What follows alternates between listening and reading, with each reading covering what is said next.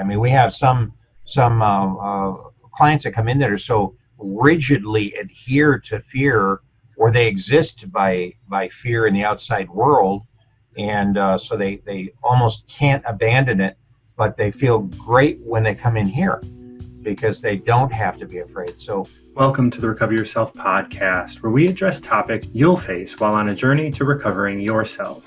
No matter where you are on that journey, and even if you've never had a problem with drugs and or alcohol, understanding what help looks like is important. Hello, I'm your host, MartinJon, the Recovery Mentor. That was Dan Hostetler, who is the Executive Director at Above and Beyond, and he's recently been named to the Board of Directors of Smart Recovery. He has a resume that is littered with altruistic successes. Now, I met Dan because Above and Beyond is a groundbreaking treatment center here in Chicago that is directly in line with my Recover To conversation. If you listened to last week's episode with April Garfoli about treatment centers, this is going to be a wonderful follow-up. Last week's episode was very eye-opening for many. This week's will be very much the same for vastly different reasons. Dan, being the executive director at Above and Beyond, dictates how things are going to be run there. But, and this is the important bit, it's not in his words or rules that happens, but in his actions and how he treats others. This is how we actually teach and lead, by showing people through our behavior. But like parents who are no good at parenting, many executive directors would like the do as I say, not as I do approach, which does not work. If you step into a treatment center where the staff treats you like you can't be trusted, I can almost guarantee that center is run by someone who cannot trust. This is not the case at Above and Beyond. That's a very important distinction you're about to experience. This podcast is all about expanding the definition and scope of addiction and recovery, so everyone has the opportunity to recover themselves. So no matter where you are on that journey, there is a place for you here. Last week, you got the perspective of someone who has worked in many different treatment centers and ultimately decided to go out on her own. This week, we're going to go to the top and talk to a person who found himself grow and is using that experience to create a great treatment center. Dan has a lot to share here, and I'm very proud to be presenting his insight on this podcast. Dan, welcome. Thank you so much for taking your time. Oh, boy, I'm excited to talk with you. Oh, me too, Mark. Yeah. Thank you very much for having me. I'm always Absolutely excited to be with you. So your approach at Above and Beyond is very different than I've seen in a lot of places. Where does that stem from? Well, okay, I'll try not to be too wordy about this, because it's Brian Cressy is the founder, the visionary that came up with this concept of having a walk-in clinic, right on the street. And he had some very bad luck with AA, with 12 steps. Not he personally himself, but family members in his immediate family. And he was looking at AA from the outside. He was looking at it as kind of an Al-Anon person, and he felt that it was it excluded people, that it was too rigid, that it didn't fit the needs of the individuals. He had 3 individuals in his family that had tried it over and over and over and over and over ad infinitum, for decades. And so he had this opinion of AA. And of course, I am AA myself. I'm kind of an old timer. I'm one of the small percentage of people that made it through to the other side and still, adhere to it, still go to it. So we talked about this and decided to offer some other alternatives to AA. And I didn't know what they would be. He didn't know what they would be. So I just did some research on this before we opened our doors, and we came up with Smart Recovery, and that was the first one. And we found Smart Recovery much more compassionate, much more accepting, much more versatile, whole collection of different tools that you could use. You use what works and don't use what doesn't work. It was forgiving. You could have blemishes, and that was okay. It was good for everyone. It wasn't just good for people who have just alcohol use disorder. Right. So I started changing with that. I started really becoming fascinated with that, and the fact that the 12 steps, basically you have to admit that you're powerless over your whatever your substance is, alcohol in the case of AA. And with smart recovery, you're taught, you learn, because it's very educational and they have materials that go with it, that you're very powerful over your addiction. So, wow, it's like peg the meter on both sides, two complete opposites. And I like smart recovery. I mean, for me to be moving into recovery at this moment, I would choose smart, Right. So I just think that appears to be. So we just kept looking and we discovered these other modalities, recovery dharma, life ring, women for sobriety, men for sobriety, RAP, which is as much for mental health as it is for substance use disorder. So all of these seem to have forgiving, they self-heal, they allow you to adjust, they encourage you right back in the door if you have a lapse. Right. We don't call it a relapse. And this has had an effect on all of us. So as we started looking at harm reduction and what harm reduction is, which is primarily MAT, and it's true, I mean, it's very definitely MAT, we decided that we would be behavioral harm reduction, which we've had to search for literature.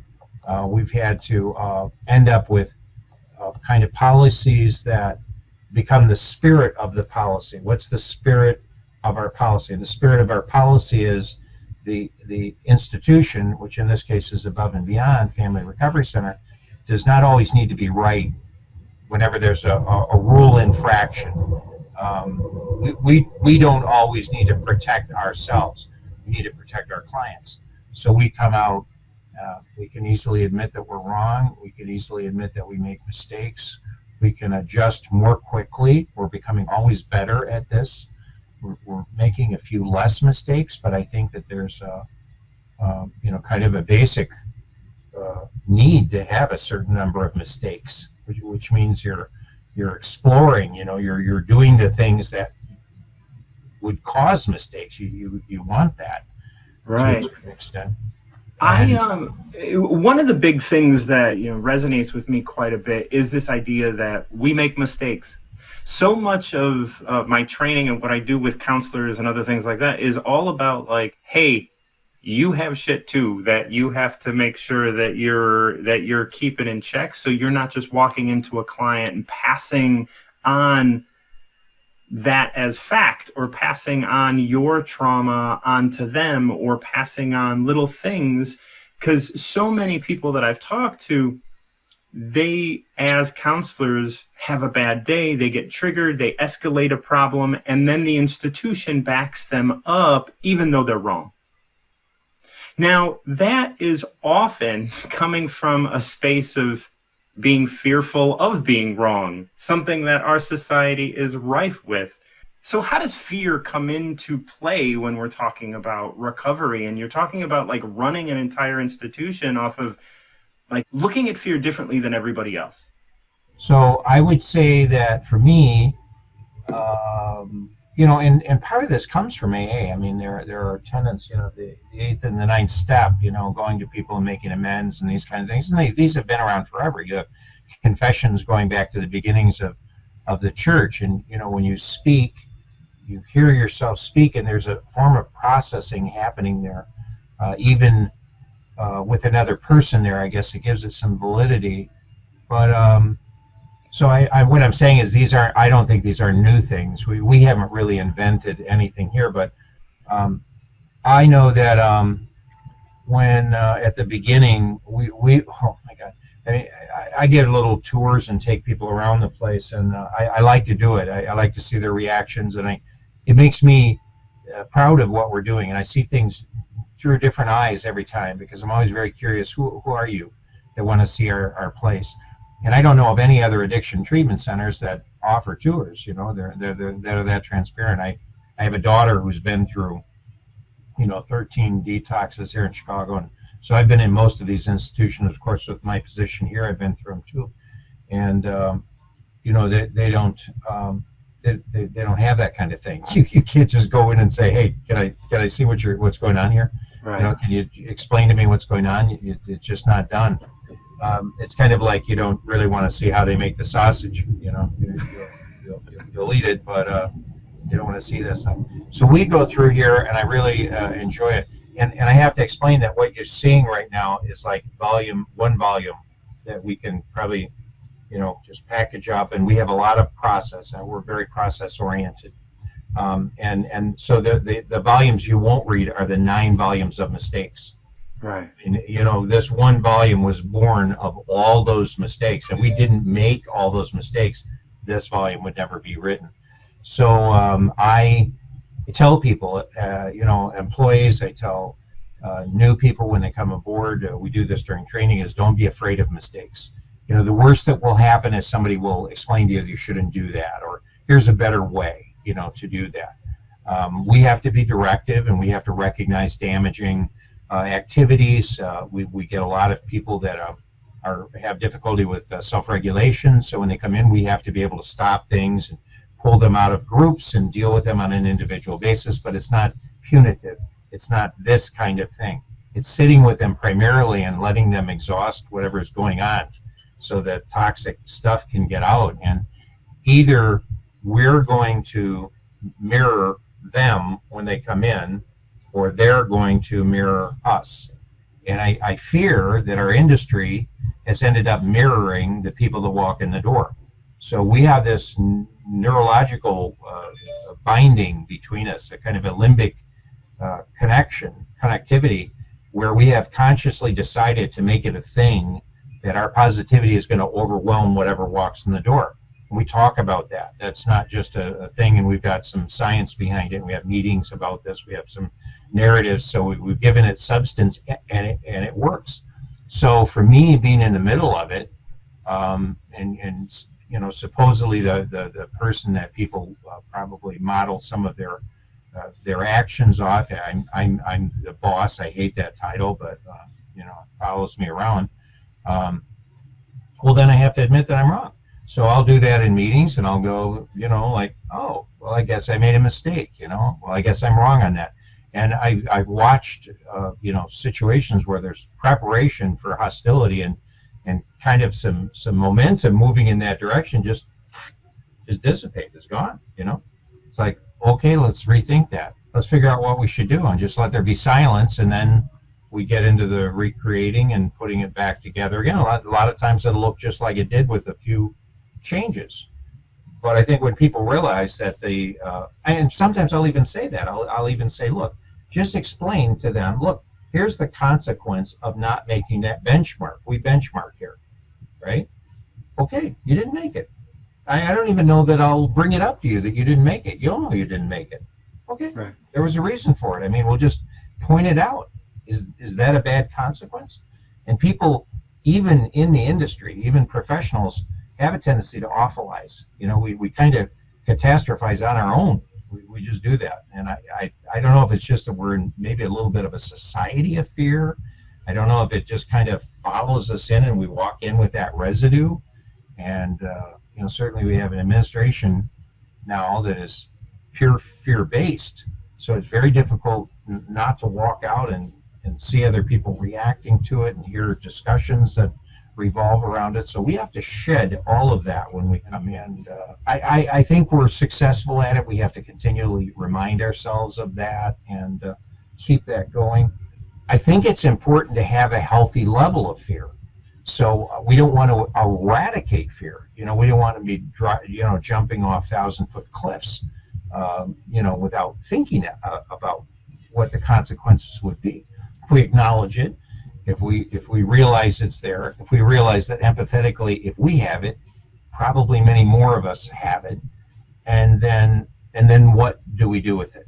I mean, there's pieces of it that if we look at it kind of with a detachment, say, I don't even know if you could say loving detachment. Look at fear that way through that filter, and then it just becomes another aspect.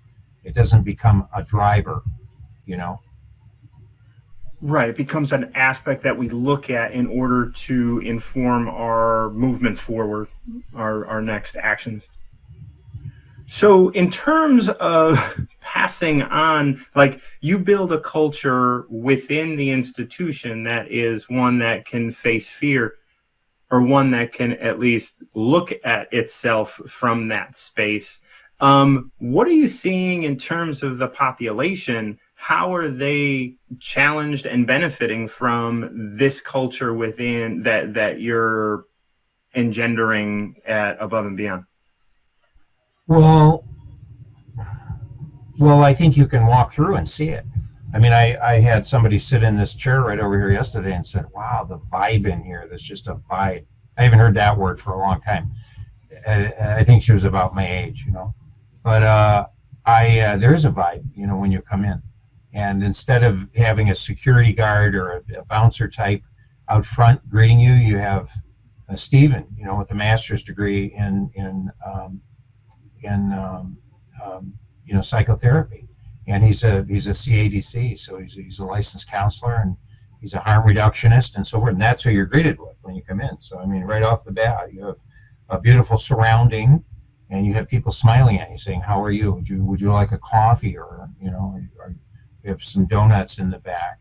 We don't have donuts. We don't have sugar. We don't have Right.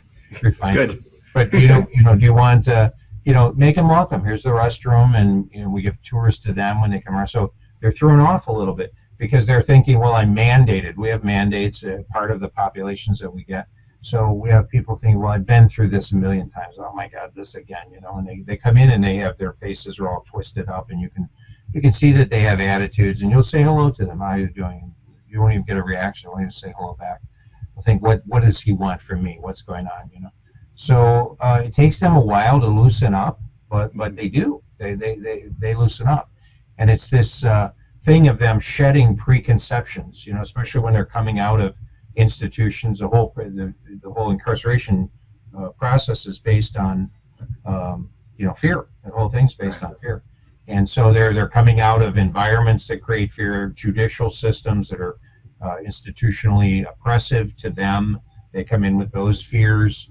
They come in fears of facing their addiction. They come in with fears of actually being honest with another human being. They haven't had that ability to be honest and not face consequences because they've done awful things in their opinion.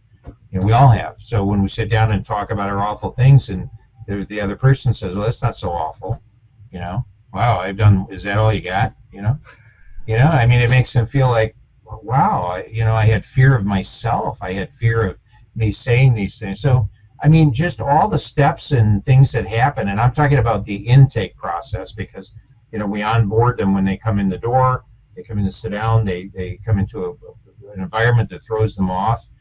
We pay attention to them. We actually let them finish sentences. We don't overtalk them. They don't have a big list of rules. They get a few rules on sexual harassment. I mean, a lot of them have been incarcerated with their own gender for long periods of time, so we have to let them know that certain behaviors that we're not going to let them just do without thinking about beforehand. But it has an effect on them. And then we run the groups. We run the groups using Irv Yalom's group therapy. So we're kind of united in our technique on the way that we facilitate groups.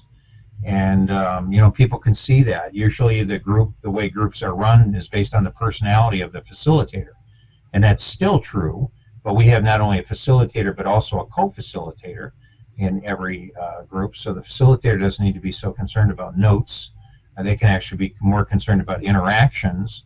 And then we keep everybody in the here and now, and we have these techniques to be able to pass discussions along and so forth. And so people can hear, oh, listen to that. And then, what they hear, as you and I know, they hear their own story over and over and over.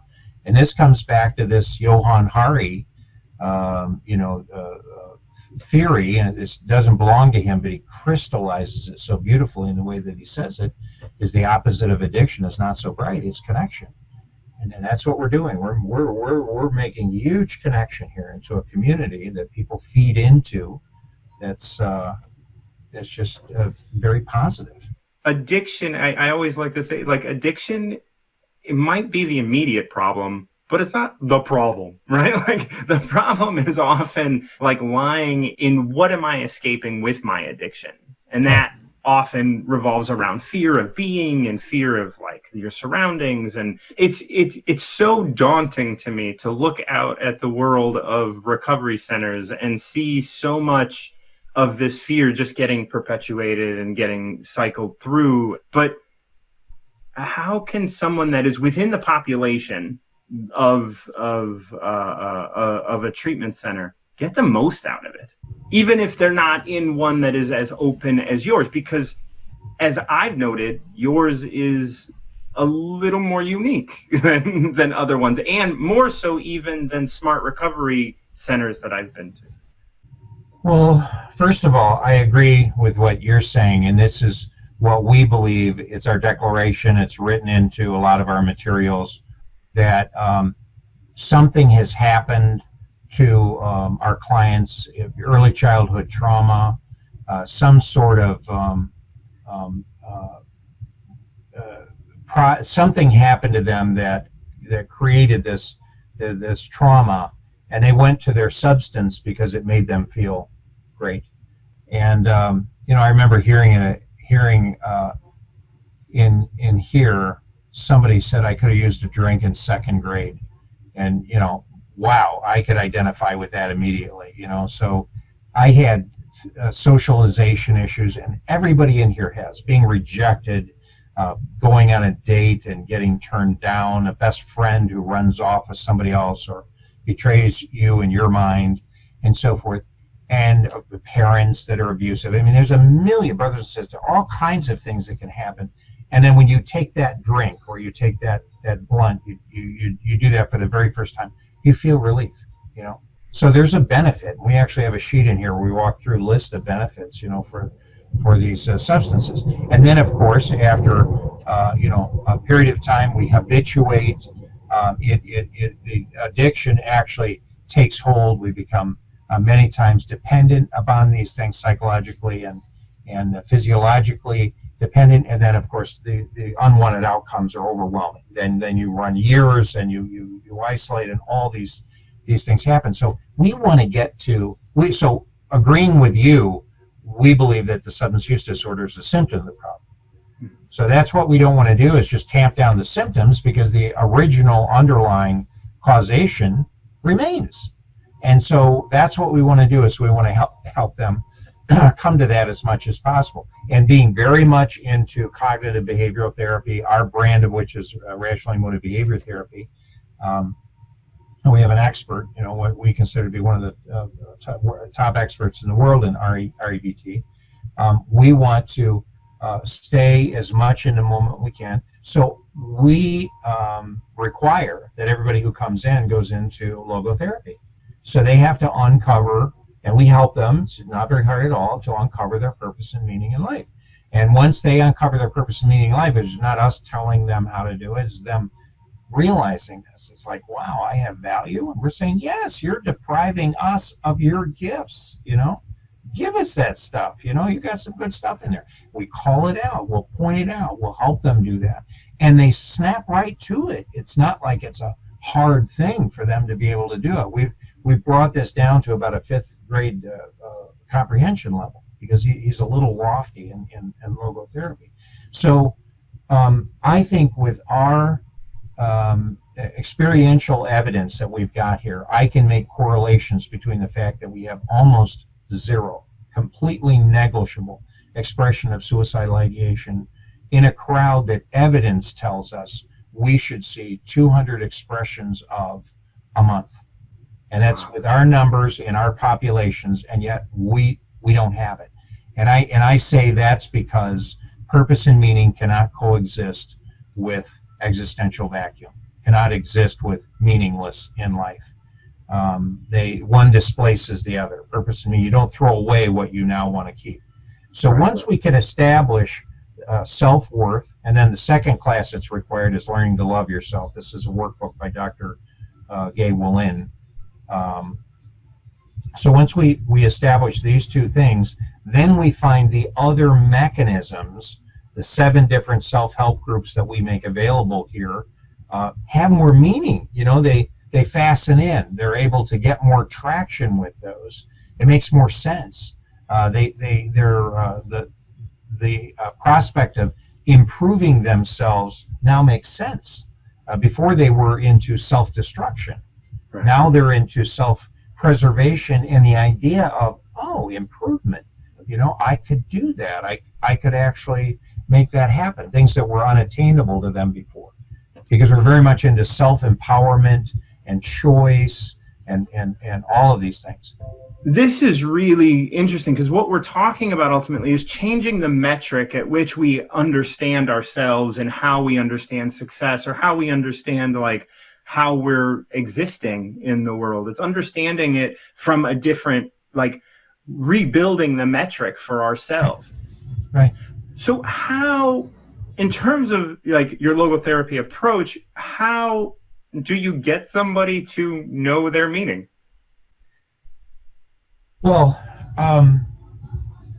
so it's a process group, and we've got a booklet. We've got 8 of these booklets, and I think you've seen them. They're like little zines. So we have one on Viktor Frankl and logotherapy and so forth. They can take it with it. We have a high high percentage of illiteracy here, so a lot of them won't take that book or won't be able to read it. So they come in to that class, and we have a protocol that we follow. A lot of these have preambles, they have opening rituals and so forth that they go through just so everybody can acclimate to everybody else quickly, and we can move right to subject matter. We have 4 different curriculums, so we have a curriculum that's based. Our curriculums look a little didactic, but they're open for process to take over at any time.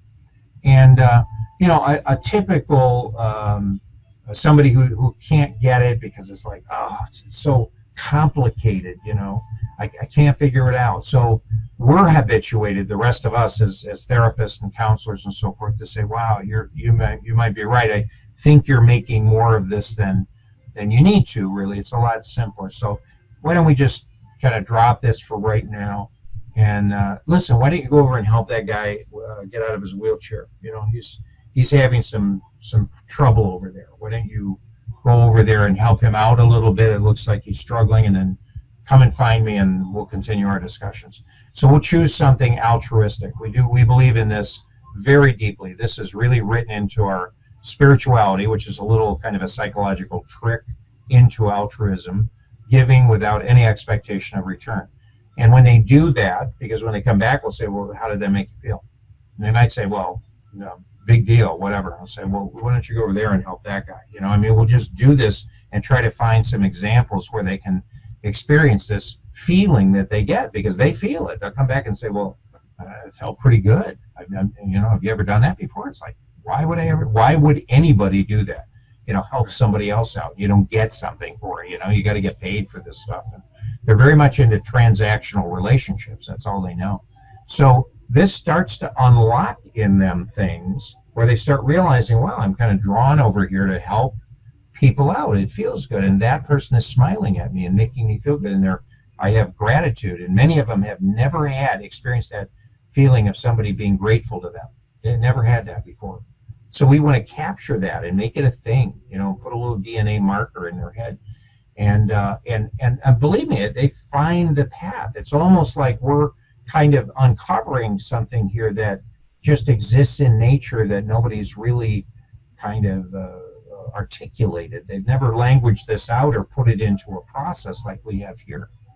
I don't know if that makes sense, but absolutely. And so I'm looking at this in the framework of fear, and it's so much like we talked about this idea of transactional relationships. So many of our relationships are about you do for me, I'll do for you, and if you don't live up to something, then you're going to be punished, or you're going to be like ostracized or whatever. And these sort of altruistic approaches allow an individual to see that, like, oh, I have something to give, and I don't have to be afraid. If I'm giving openly, I don't have to be afraid of being taken advantage of. I don't have to be afraid of getting hurt. Like, I can give without this space of having to protect myself, because so many of us have come from backgrounds where we need to protect ourselves. That's right. That's right. And it's a much more peaceful place to be. And they seem to calm down. And not everybody buys into it. I mean, we have some clients that come in that are so rigidly adhere to fear, or they exist by fear in the outside world, and so they almost can't abandon it, but they feel great when they come in here because they don't have to be afraid. So we actually have to be aware of institutional attachment, because we'll end up with people that'll say, "Oh my God, I have to come here because I can't stand the world outside," or you guys are responsible for my recovery, and it's not true at all. We have to stop them. It's dangerous, and let them know you did all of that. You did the heavy lifting. You can do just as well outside as here. This is just a place. It's just a place. And thank you for being, so we don't want to interrupt the love and that whole cycle of them being grateful. We want to accept that, but credit where credit's due. They get the credit for actually doing what they've done. And they start to feel a pride, like, wow, somebody appreciated me. That's cool. I never had that before. Mom and Dad never did that before. I never really had very much of that. I like that, And we've got actually a booklet as one of these zines on friends. So we wanted to kind of pull in one of the aspects of AA, which is sponsors. And sponsors, there's really no regulation on sponsors or what they can say and what they can do, and kind of dangerous in many cases and helpful in many other ways too. But we put that into a booklet to say, here's how you make friends. And since you're in an environment here, we get about 100 people in the building a day, and everybody is at some level of seeking improvement. Why wouldn't you look for a friend here? I mean, that's better than on the street. You probably your odds are higher that you're going to run into somebody. So how do you do that? Well, you do an act of kindness to them without any expectation of return. And we go through types of friendships, and the number one type that is toxic is transactional. That's a toxic relationship. It's so wearisome, to scorekeeping. And let's see, I did that 4 times and you only did it 3 times. And there's no compassion. There's really no emotion between the two. And so we're talking about them. We categorize that as an acquaintance. Go ahead and keep it, but that's not a friend. And a lot of people think, everybody's got friends but me.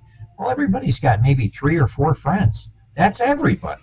There's nobody that has thousands of friends. That's a misuse of the word, of the term.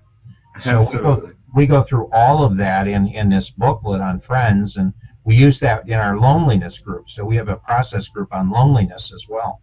One thing that you brought up, like, you're an institution which is asking people not to praise it as the savior. And that's something that means something near and dear to me, because when I work with clients, I tell them off the bat, I only want to see you 4 times. I'm going to work with you really briefly, and then I'm going to send you on your way, because you need to go live your life. And I don't want you looking to me for answers, because you have your answers. And I want to show you how to find those within yourself. And then you can talk to me in a couple months. You can give me a call and we can have a conversation. But I don't want to work with you on a long-term basis, because codependency, and when it comes to place, this is a big deal, because people become so staunch supporters of ideology, like they idolize this space, or they idolize certain terminology or whatever just to protect themselves. It's all wrapped around this fear. And so when we look at like the population, how does somebody go into a space that, unlike you, is looking to continue feeding off of its population for itself? Does that make sense? It does. But that's a hard answer. So first of all, how do you even gain access to those people to give them advice? They're in other places, and we're not trying to. I mean, I recommend other places all the time. I have people that come in that just want to argue and fight at the beginning, and I have to pull them aside. We don't get, a handful in the time we've been open, but my advice to them is there's plenty of places around that want to fight. Down the street you can get in a fist fight very easily. Why don't you go there? Yeah. We don't want to argue with you. We don't want to fight. So don't do that here. That's it. But we have. I came up with this thing a while ago, and we spent some time looking at it, where people who can't make AA work for them, and they really like SMART, but they're either going into rural areas, um, uh, or places where they don't have the frequency of meetings, is to equip them well enough within SMART and to kind of embrace, what it stands for and all the tools and so forth, that they can actually become an undercover attendee. So they can go there and hear the stimulus that's coming from AA. They can enjoy the camaraderie, which is usually wonderful. That's one of the things about AA I really do enjoy, is they can get together and they can enjoy each other, but they're thinking SMART recovery. So there's just a filter that they put on where they translate things.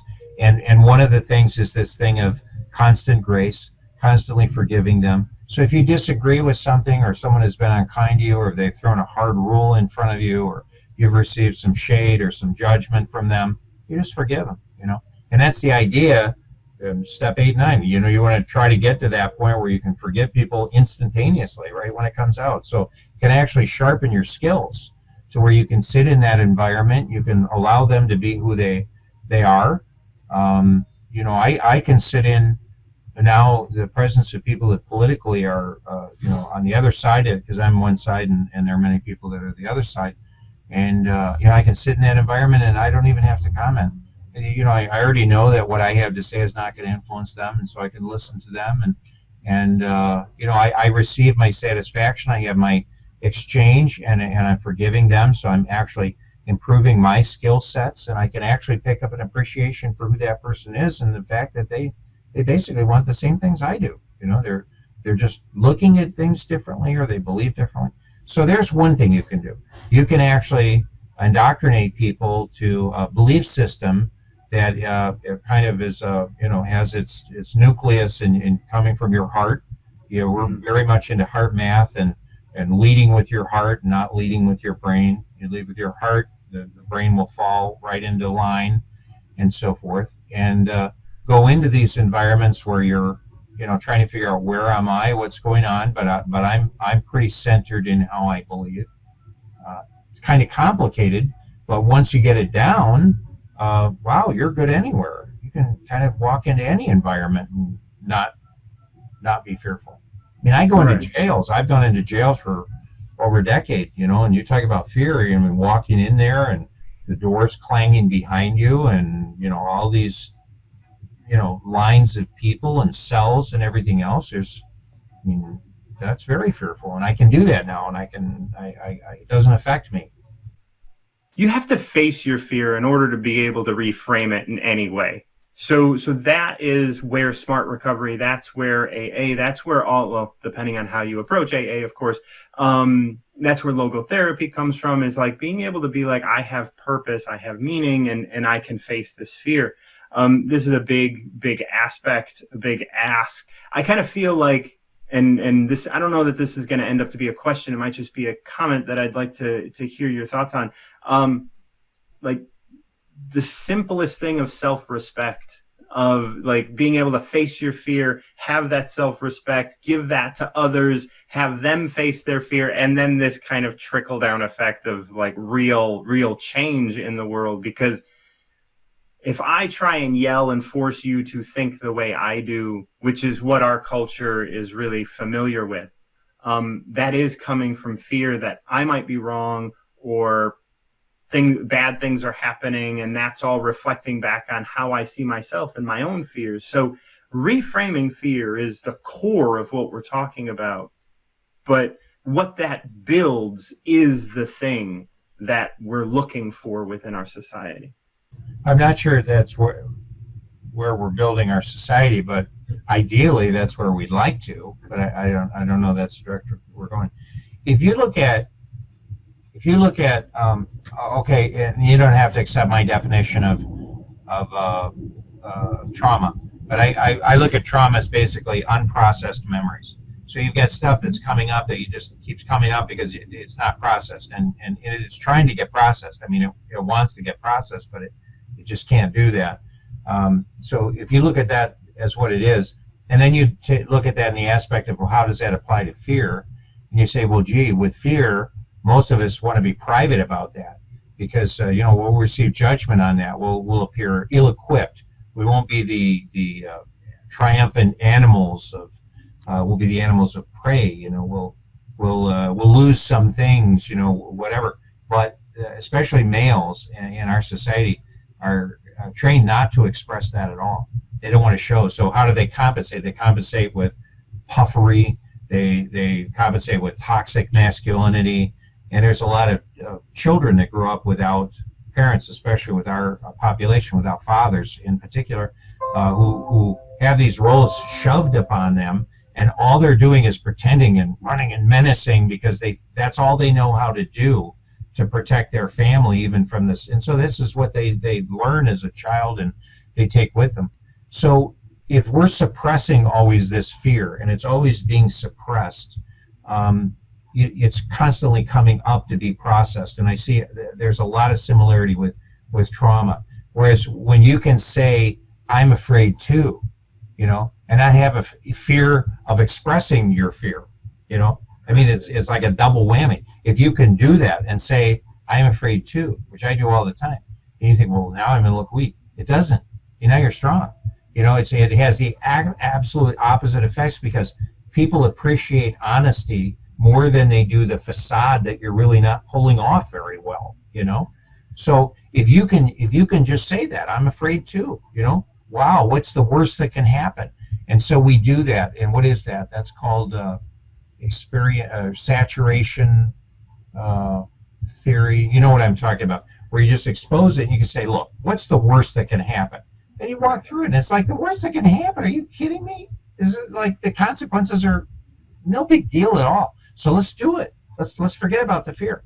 So we can give it some acknowledgement. We can express it, without fear of judgment or retaliation. And besides, I've learned not to have all my self-esteem wrapped up in what you think of me. Okay, you disapprove of me. I think I'm going to live. I think I'll make it through, So I've had to learn that, though, because, a lot of my life was built on pleasing other people. And there's a lot of that going around. So we have to please ourselves first. And I think if we can express fear, I think we disable it to a large degree. I think we create more of this connection that is really what Above and Beyond is built on, one of the foundational principles of the whole thing. It allows us really just to shed ourselves of this perseveration.